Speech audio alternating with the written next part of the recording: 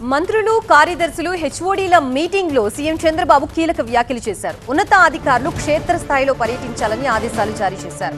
మోస ధోరణిలో కాకుండా వినూత్న పద్ధతిలో పనిచేస్తేనే మెరుగైన ఫలితాలు వస్తాయంటున్నారు సీఎం. ఏపీలో గడిచిన 2 ఏళ్లలో సుపరిపాలన అందించామన్నారు. నిర్దిష్టమైన లక్ష్యంతో ముందుకు వెళుతున్నామన్నారు. తాము తీసుకుంటున్న నిర్ణయాలతో పెట్టుబడులకి ఆంధ్రప్రదేశ్ డెస్టినేషన్ గా మారిందన్నారు. వ్యవసాయ ఆధారిత రాష్ట్రంలో ఇప్పుడు ఇండస్ట్రియల్స్, సేవా రంగాలపై ఎక్కువగా దృష్టి సారించామన్నారు. సమిష్టిగా పనిచేస్తే మంచి ఫలితాలు వస్తాయన్నారు సీఎం చంద్రబాబు.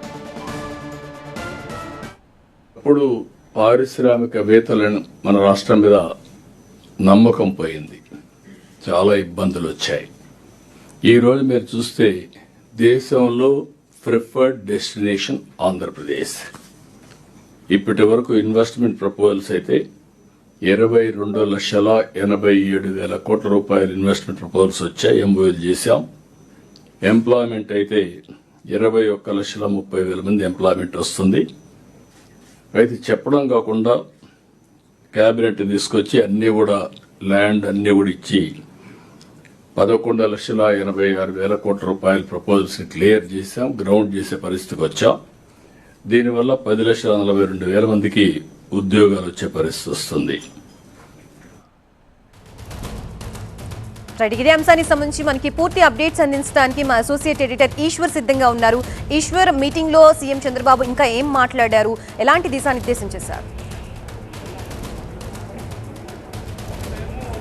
గతంలో ఇట్లాంటి మీటింగ్లు 3 నెలలకు ఒకసారి జరిగేవి. జిల్లా కలెక్టర్స్ కాన్ఫరెన్స్ పేరుతో వీటిని నిర్వహించేవాళ్ళు. అప్పుడు శాఖల వారీగా, ఆయా జిల్లాల వారీగా రిపోర్ట్స్ వచ్చేవి. కానీ ఈసారి అందుకు భిన్నంగా ఇదే కాదు, గతంలో కూడా ఇట్లాంటి సమావేశాలు ప్రారంభమయ్యాయి. ఈసారి కార్యదర్శులు అలాగే హెచ్ఓడీలతో దాదాపుగా సెక్రటేరియట్లో 30 సెక్రటేరియట్ డిపార్ట్మెంట్స్ ఉంటాయి. వాటికి సంబంధించి 87 హెచ్ఓడీస్ ఉంటారు. వాళ్ళందరినీ కలిపి ఎవ్రీ మంత్కి సంబంధించి ఈసారి రివ్యూ ప్రారంభించారు. అంటే మంత్లీ ఎకనామిక్ రిపోర్ట్ ఆధారంగా దీన్ని, అంటే ప్రతి నెల వచ్చే ఆదాయం ప్రాధాన్యంగా తీసుకుని దాని ద్వారా ఈ డ్రైవ్ చేస్తున్నారు.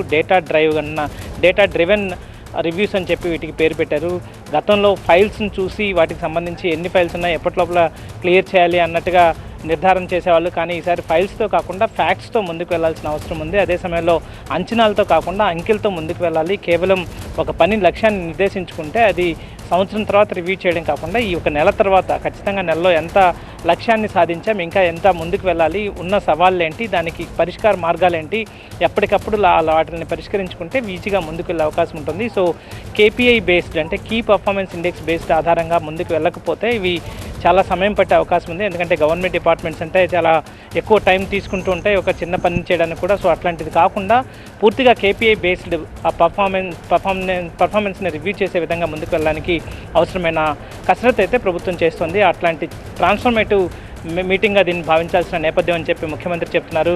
చాలా కీలకంగా ఆయన ప్రసంగాన్ని కూడా కొనసాగించారు. కొంతమంది నెగటివ్ అధికారులు ఏదైనా ఒక డెవలప్మెంట్ ఓరియంటేషన్ కానీ లేకపోతే ఒక అభివృద్ధికి సంబంధించిన వ్యవహారాన్ని ముందుకు తీసుకెళ్లే క్రమంలో కొంతమంది అధికారులు నెగటివ్గా ఆలోచిస్తున్నారు. వాళ్ళ ఆ నెగటివ్ థింకింగ్ని అనుకోవాలి, లేకపోతే ముందుకు వెళ్ళడం చాలా కష్టంగా ఉంటుందని చెప్పి చురకలు వేసే ప్రయత్నం చేశారు. అదే సమయంలో చాలామంది ఇంకా నెల రిపోర్టులను తయారు చేయడంలో ఆలస్యం చేస్తున్నారు.